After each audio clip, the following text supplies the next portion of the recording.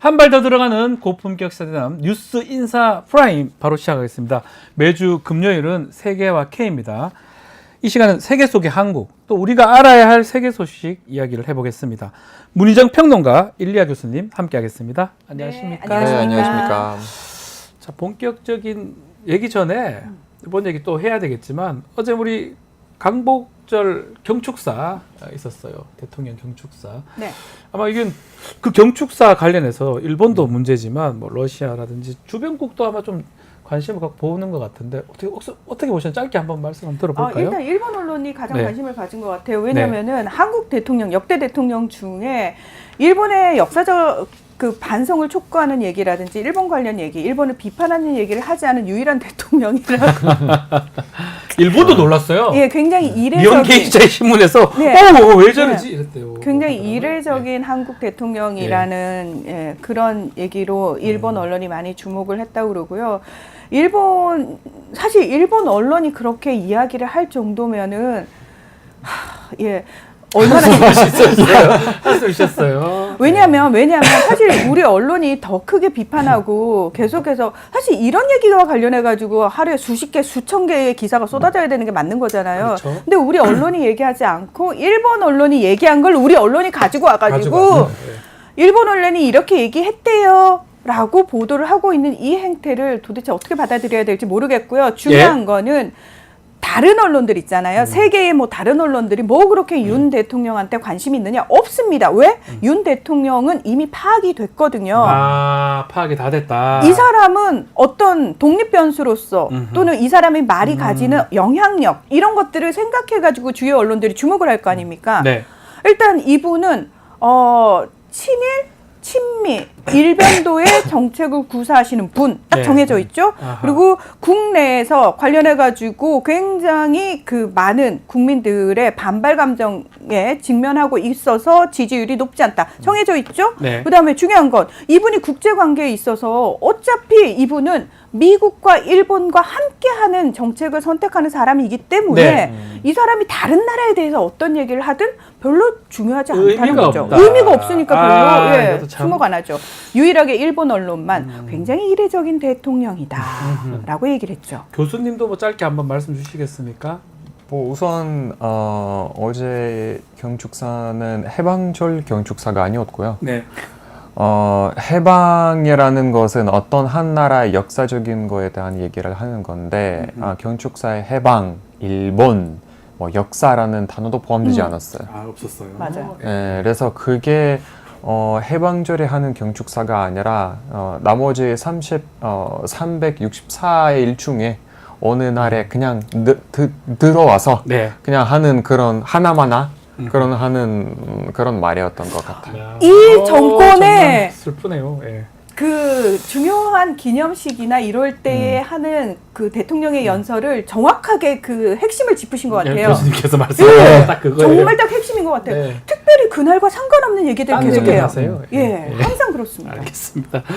자, 좀 이따 일본 얘기 좀 더 해보고요. 먼저 전쟁이 지금 일어나고 있는 우크라이나, 러시아 얘기 좀 해보겠습니다.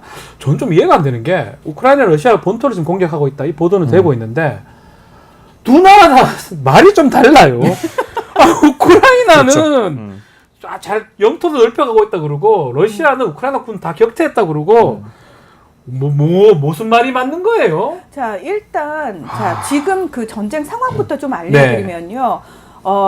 중남부 쪽 4개 주는 러시아가 이미 점령을 하고 있는 주고요. 우크라이나에. 그래서 우크라이나 전체 영토의 18%를 러시아가 점령을 하고 있다라고 얘기를 하고 최근 몇 달 전에 러시아가 전선을 하나 더 넓힌 게 바로 이제 위쪽에 하르키우 그쪽 그러니까 동남부 쪽에서 살짝 위쪽에 있는 데로 전선을 넓혔어요. 그러다 보니까 우크라이나가 사실 여기를 방어하는데 또 힘들어지고 있다. 왜? 전선 자체가 더 넓어졌으니까. 그런데 이번에 지난 6일 날 우크라이나 군이 어디를 치고 들어갔냐면 그 더 위쪽에 있는 쿠르스크라고 하는 러시아 본토를 치고 들어갔다라고 우크라이나가 이야기를 합니다. 맞습니다. 근데 이제 러시아 입장에서는 대부분의 병력들이 전선에 집중 배치되어 있기 때문에 거기는 설마 그리고 우크라이나가 본토를 치고 들어올 여력은 없을 거야라고 그러니까 판단을 하고 있었기 아하. 때문에 러시아 국방부에 이미 그것과 관련된 첩보가 들어왔지만 그걸 가볍게 무시를 해줬다라는 얘기까지 나오고 있거든요.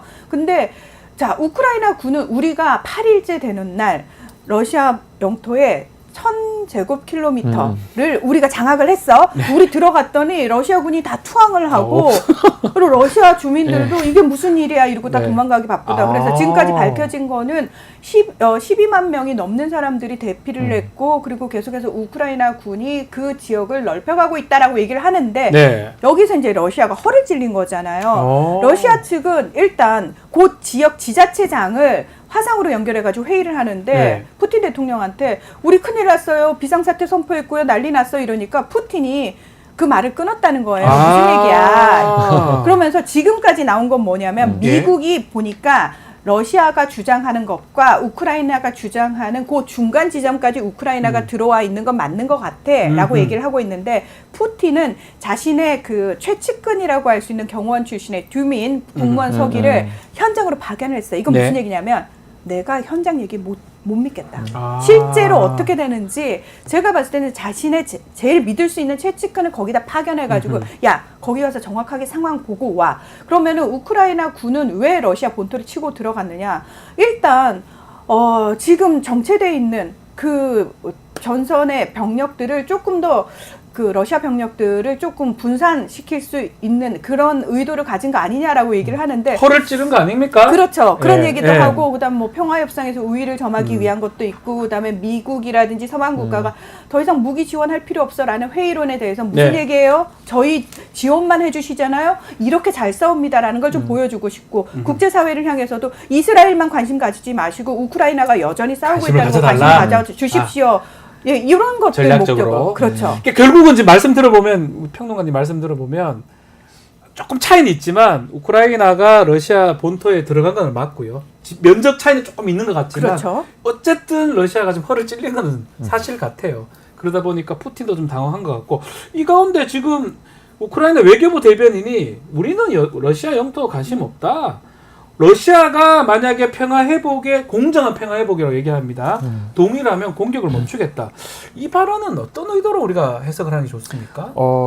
저는 그러니까 이 발언에 대해서 얘기를 하자면 이 네. 발언은 그냥 그대로 분석하면 될 것 아하. 같다. 그러니까 전쟁 그만하자 이런 겁니까? 우리가 침범 안 하겠다 우리도. 그러니까 그만하자라는 얘기까지는 아직은 안 올라갈 공격 거예요. 중단하겠다. 예. 예. 그러니까 우크라이나 쪽에서도 지금 뭔가의 협상 카드를 벌어야 그렇겠죠. 하는 그런 예. 상황이기 때문에 최대한 할 수 있는 도구로 수단으로 지금 쓰고 있어요. 네. 우크라이나가. 그래서 예. 실제로 거기는 들어갔고, 그러니까 저는 그게 우크라이나가 어떻게 하든 간에 그것보다 전 개인적으로 이제 러시아 내부적인 반응에 훨씬 더 관심이 가는데 예를 들어서 네. 러시아 국영 방송사에서는 이 사태에 대해서 거의 언급을 안 하고 있어요. 보도 안 하죠. 야, 네. 보도를 거의 안 하고 있어요. 심각해서 그런 거겠죠 아마도. 해도 예. 그러니까 이런 식이 있잖아요. 뭐 뉴스를 했고 그다음에 뉴스를 했고 그다음에 뉴스를 했고 쿠스크에서 어떤 상황이 벌어졌다. 근데 잘 마무리됐다. 다음 뉴스는 이런 식이에요. 단신 처리해버리는 거죠. 예. 짧게 예. 내용 예. 분석가 그냥 창피한 건가요? 그렇죠. 그런 것도 이거는 있고, 그러니까 상징적인 게 굉장히 많아요 지금. 그러니까 첫 번째는 이게 2차 세계 대전 이후에 최초로 남의 군이 러시아 땅으로 들어간 거. 독일군이 들어왔던 이후에 처음이잖아요. 네. 그렇죠.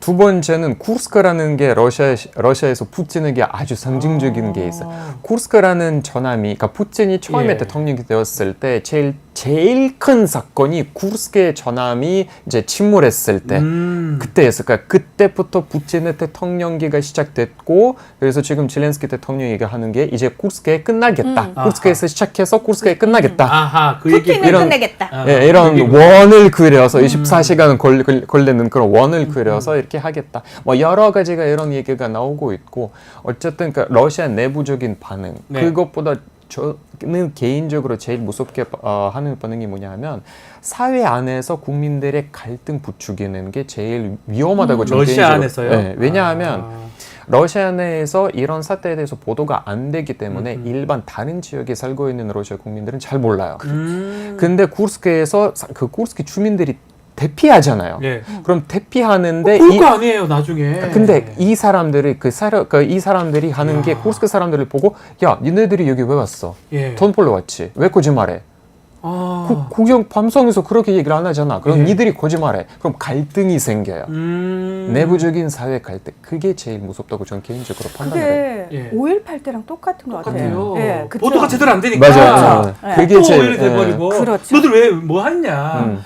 그런 우리나라로 치면 뭐 그런 상황인데 그렇죠. 우크라이나 최종 목표는 뭡니까? 이렇게 공격한 거 러시아 본토를 최종 목표는 사실 굉장히 여러 가지. 여러 가지인데 여러 가지죠. 뭐 어느 정도 먹힌 것 같기도 하고요. 어느 아니요. 정도는 제가 아닌가요? 봤을 때는 이게 푸틴을 잘못 판단한 게 뭐냐면은 네. 요 정도 우리가 허를 찌르면은 푸틴이 당황해가지고 우리 얘기를 좀 들어주겠지라는 생각을 하는데 저희가 그 얘기를 하거든요. 테러 조직들이 절대 건드려서는 안 되는 대표적인 나라가 푸틴의 러시아라고 얘기를 하거든요. 그러니까 예를 들면은 다른 민주주의 국가들은 테러 조직하고는 협상을 하지 않는다는 원칙을 겉으로는 유지하는 척하면서 물밑으로는 사실 어쩔 수 없이 자국민의 보호를 위해, 그럼요. 보호를 위해서. 근데 러시아는 자국민이 인질로 잡혀 있다? 그러면 그냥 러시아 전투기에 가서 때려버려요. 자국민 따위는 근데 다시 감히 러시아에 덤벼 푸틴이 대통령으로 있는 러시아 이게 너무 강하단 말이에요. 아하. 그래서 지금 일단 러시아가 뭘 했냐면은 체첸의 특수부대, 체첸 공화국의 특수부대를 여기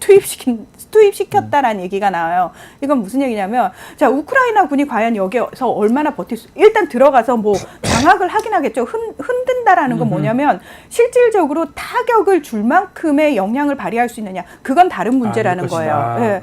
왜냐하면 우크라이나 군이 그 정도까지 버틸 수가 없어요. 그리고 깊이 들어가면 들어갈수록 뭐가 문제냐면은 고립될 수 있어요. 보급 이런 게 안 되니까. 그럼요. 예. 그렇기 때문에 깊이 들어가지도 못해요. 그래서 젤렌스키 대통령이 계속해서 서방 국가를 향해서 뭘 얘기하냐면 아하. 저희한테 러시아 본토를 타격할 수 있는 장거리 미사일을 사용할 수 있는 허용권을 주면 승인을 해주면은 내가 푸틴 목도 따버리겠다 축출할 수 있다라고 얘기를 하지만 중요한 건 미국을 비롯해서 서방 국가가 그걸 절대 승인해주지 않을 전면전이 되지 거랍니다. 않겠어요? 게다가 더 중요한 문제가 있습니다. 여러분 기억하시겠지만 러시아와 독일을 연결하는 노르트스트림이라는 가스관이 있어요. 네. 그거 폭발 사고가 있었거든요. 네. 그거 러시아가 했다고 난리를 났는데 사실은 독일, 덴마크 이런 나라들이 중립적으로 조사를 해보니까 우크라이나의 우크라이나. 소행으로 밝혀졌습니다. 그 발표가 우크라이나가. 지금 나왔어요. 공식적으로. 안 좋네 우크라이나. 그렇죠. 그 푸틴이 지금 뭐 허를 찔린 듯한 얘기를 되지만 결론적으로는 비슷할 것이다. 푸틴의 리더십에 큰 영향은 없는 건가요? 이렇게 하더라도 스타일상? 지도의 영향은 없겠지만 예, 예. 근데 아까도 평론가님이 예. 짚어주신 것처럼 예. 그러니까 푸틴은 이런 거 용서하진 않아요. 용서하지 않는다 이게 무섭네요. 네, 그러니까 이거는 작년에 우리가 이미 봤던 시나리오고요. 그렇죠. 그러니까 프리고진한테 그렇죠. 푸틴은 이런 게 절대, 그러니까 처음에는 뭐 어딘가에 숨어 있고 말 안 하고 있다가 나중에는 뭐 몇 달 걸리든 몇 년 걸리든 간에 정말 크게 때리거든요. 끝까지 해서 보복한다는 그렇죠. 보복한다는 거잖아요. 푸틴은 그러니까 이런 사람이기도 하고 이런 훈련을 받은 사람이기도 하고 항상 복수를 하고 있어요. KGB 출신이네. 예, 그렇죠. 이번에는 우크라이나에게 이 복수가 어떤 식으로 언제 어디서 그러니까 어떻게 반복될 건지 우리는 모르는 거지만 네. 정말 규모가 클 것이고 근데 그게 정말 확전이 될 수 있는 계기가 될 수 있다는 게 우려가 있죠. 사실은 진짜 푸틴이 무서운 사람인 게 뭐냐면은 네. 이슈가 되는 그 당시에는 그 포용하는 척을 해줘요. 그래요? 특별히 이슈를 더 주목시키는 일을 하지 않아요. 예. 프리고진도 그때 마찬가지였어요. 맞아요. 가만 놔뒀어요. 가만 놔두고 가만뒀어요. 예, 벨라루스로 가게 내버려뒀죠. 예. 그리고 2달 후에 딱 비행기 사고로 안타까운 불의의 사고로 다 죽었네 이렇게 되는 거예요. 그렇습니다. 알렉세이 나발리도 똑같아요. 맞아요. 그래서, 주목을 막 받을 땐 내버려둬요. 그러다가 자 시베리아 감옥에서 그냥 죽어버리잖아요. 네. 그냥 이런 식이라는 거죠. 끝까지 마음속에 들고 있다가 가만 놔두다가 나중에는 끝까지 할 걸 다 할 것이다. 네. 그래서 이 우크라이나 본토 침공, 러시아 본토 침공 좀 봐야 될 부분이 더 많은 것 같습니다. 중동으로 좀 가보겠습니다. 현지 시간으로 15일 카타르 도하에서 휴전 협상 이루어지고 있는데 이란의 고위 당국자들이 휴전 성사되면 보복을 좀 늦출 수 있다. 이런 얘기도 했는데요. 어떻게 지금 보고 있습니까, 평론가님? 자, 지난달 31일 날 이스마일 하니에 하마스 정치국장이 테헤란에서 암살당하죠. 거기에 그렇죠. 대한 보복 공격 언제 일어날 것이냐, 어떤 수위로 일어날 것이냐 이런 얘기도 굉장히 많았는데 지금까지 안 했어요. 그렇죠. 지금까지 안 한 걸 두고 이스라엘 내부적으로 강경파와 그리고 온건 성향의 뭐 대통령이 대립을 하고 있다. 이런 뉴스도 나오고 있고요. 네. 또 하나는 뭐냐면 어쨌든 이란의 국영 TV에서는 계속 어디를 때릴 거야, 어디를 때릴 거야. 특히 이스라엘 본토 얘기를 계속하면서 이스라엘 국민들은 이미 그동안 심리적으로 어마무시하게 불안한 상황을 견디고 있는 거예요. 무서울 거예요. 그렇죠. 언제 모르는데요. 언제쯤으로 야 언제쯤 날아온대 이런 얘기도 계속 나오잖아요. 그래서 이건 일종의 심리전이라는 얘기도 있고 그리고 이란 차원에서도 전면전을 할 수 있는 역량이 없기 때문에 어떻게든 이걸 좀 명분 있게 근사하게 잘 넘어가고 싶은데 가장 좋은 모습은 뭐냐면 우리가 너네를 때릴 수 있어. 때릴 수 있지만 니들이 가자지구 휴전만 해준다면 우리는 대의를 위해서 우리의 복수쯤은 넣어둘 수 있어. 요 모양새라는 거예요. 네. 그래서 15일 날 이집트에서 이집트, 카타르, 미국의 중재로 휴전 협상이 진행이 됐는데요. 중요한 거는 여기는 하마스는 가지 않았어요. 네. 당연하죠. 하마스는 갈 수 없어요. 왜? 야, 우리를 때린 쪽하고 우리가 협상 테이블에 앉아? 야, 있을 수 없는 일이야. 이상하죠. 일단 겉으로 봤을 때는 예. 그 명분을 살리고요. 근데 하마스가 가지 않은 건 중요한 문제가 아니에요. 왜? 카타르가 이미 하마스의 입장을 다 대변하고 있기 때문에 네. 하마스 입장에서는 본인들이 굳이 가지 않아도 괜찮아요. 자, 이란이 중요한 건 이 자리에 갔다는 겁니다. 그리고 이 자리, 이 휴전 협상 자리에 겉으로 봤을 때는 지금 협상이 잘 안 되는 분위기예요. 왜? 바이든 대통령이 3단계 휴전안을 제시를 했고 여기에 하마스는 동의를 한 건데 지금 네타냐후 이스라엘 총리가 더 추가를 했거든요. 아니 이것도 해줘. 이것도 해줘. 5가지 요구를 추가를 했다는 거예요. 그럼 겉으로 봤을 때 안 될 가능성이 높아요. 될 가능성이 높아지네요. 근데 중요한 건 여기에 CIA 국장이 있고요. 네. 그다음에 이스라엘 정보기관 수장이 여기 와 있어요. 그리고 이란에서도 갔다는 거예요. 네. 이건 무슨 얘기냐. 겉으로 휴전 협상 얘기를 하지만 지금 물밑 대화가 더 중요하다는 얘기고요. 물밑 대화를 아마 하고 있을 가능성이 굉장히 농후합니다.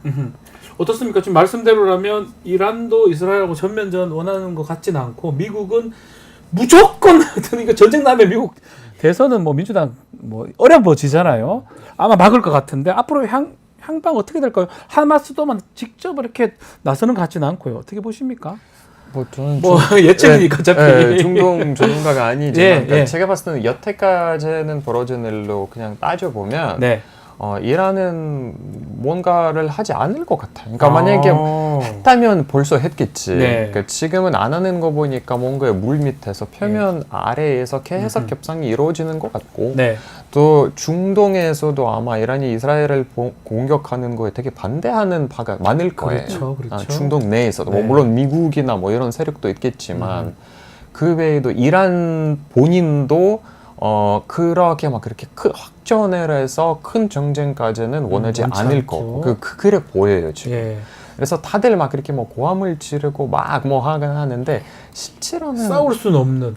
네타냐후는 그런 것 같아요. 자기는 만약에 이게 내려오면 구속되거나 철컹철컹 법정 갈 수 있는 상황이니까 바로 이런 철컹철컹. 상황이 될 수. 지금 우익들하고 이제 극우들하고 같이 좀 하고 네. 있는 이스라엘을 그러다 보니까 이게는 계속 긴장 관계가 있어야 되고 그렇죠. 전쟁이 일어나는 건 좀 아닌 것 같고 이런 애매한 상황이 계속 연출되겠네요. 그렇죠. 지금 상황을 계속 유지하는 게 트럼프 들어올 때까지 맞아요. 유지하는 게 네타냐후 입장도 맞아, 그렇고 맞아. 이란도 그렇고 몇 개월만 참으면 돼 이거거든요. 예, 몇 개월만 참으면 상황이죠. 돼. 네. 예. 그러니까 시나르라는 강경파가 정치국장이 된 게 네. 이스라엘 입장에서 너무 나쁘지 좋아. 않아요. 너무 좋아요. 우리가 여기서 짚어준 거잖아요. 그러니까. 나쁘지 않다. 그럼요. 요 상황만 계속 유지되면 네타냐후도 계속 자기 삶을 유지한단다.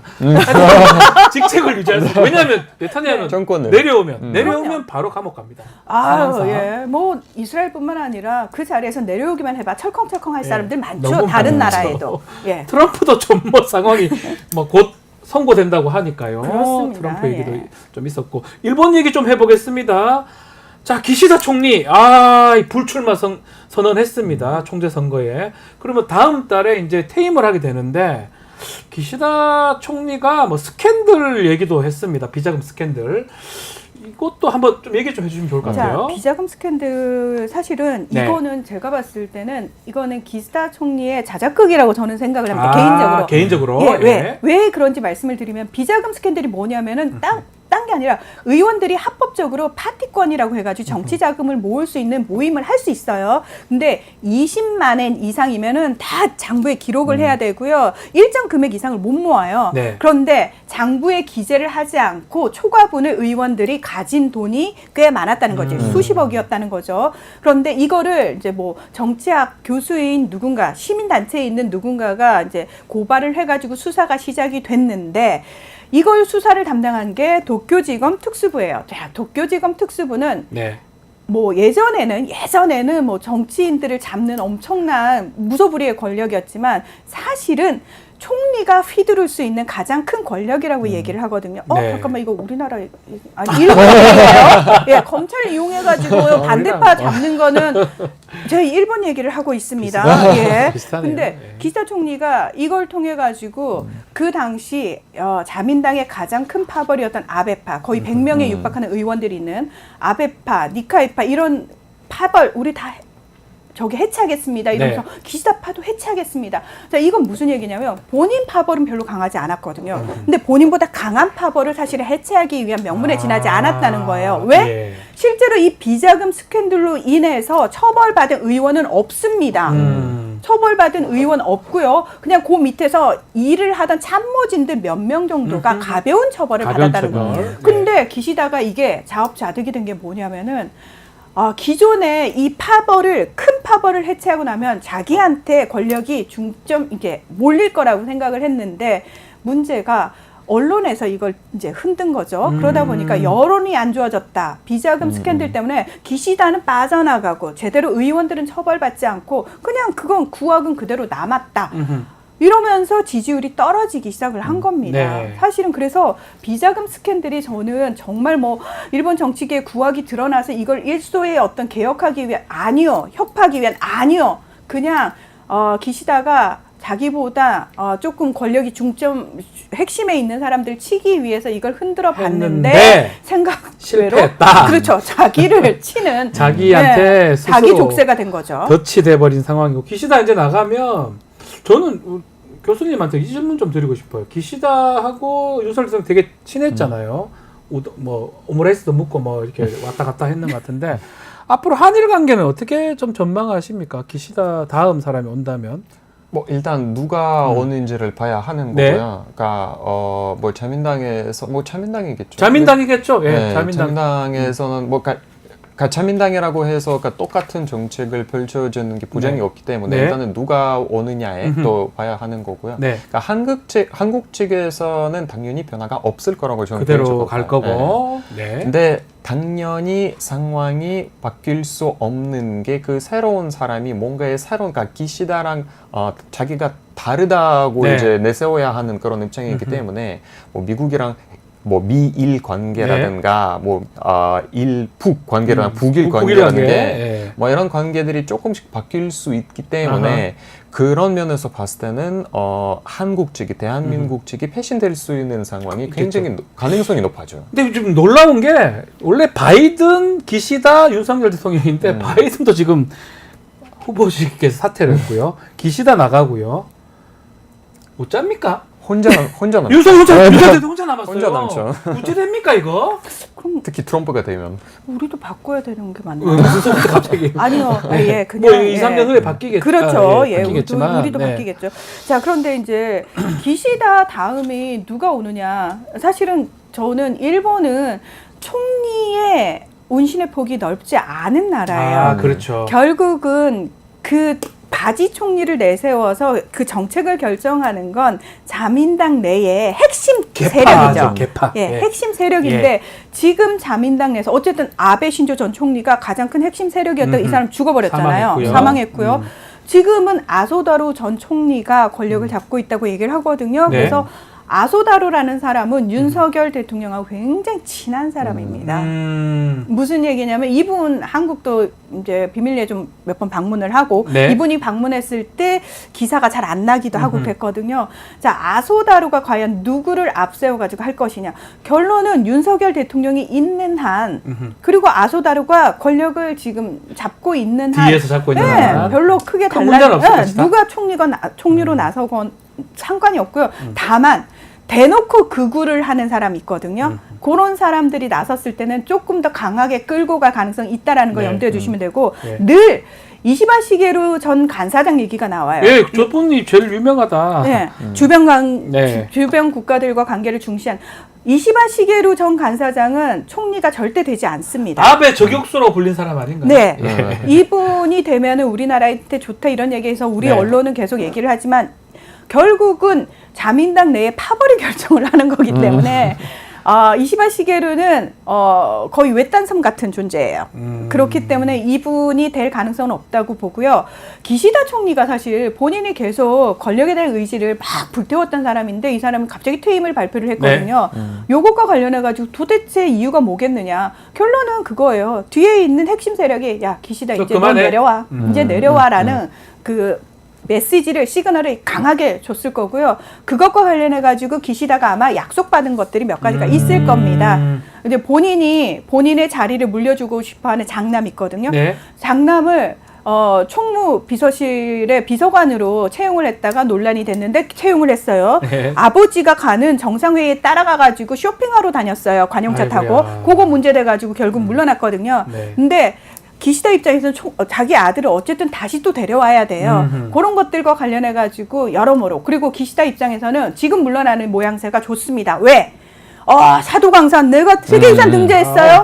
한일 관계 자기 치적 공적 중에 하나가 윤석열 대통령 한일 당연합니다. 관계더라고요. 업적이 많아요. 업적이 많아요. 지금 업적이 제일 많아요. 그렇죠. 그러니까 지금 모양새가 너무 좋은 거예요. 일본 위주로 한일 관계를 완전 바꿔버렸어요. 당연합니다. 기시다가. 그렇기 때문에 기시다는 지금 물러났더라도 별로 본인한테 손해가 될 게 없어요. 이 사람은 여전히 그러니까요. 의원이고요. 여전히 핵심 자리를 차지하고 있을 자, 겁니다. 일본은 내각 책임제입니다. 의원 내각제. 의원이 총재에 갔다가 다시 돌아가서 자기 일 할 수도 있고 그럼요. 또 다시 갈 그럼요. 수도 있고요. 아유, 그럼요. 장관 할 수도 있고요. 그럼요. 여러 일을 할 수가 있습니다.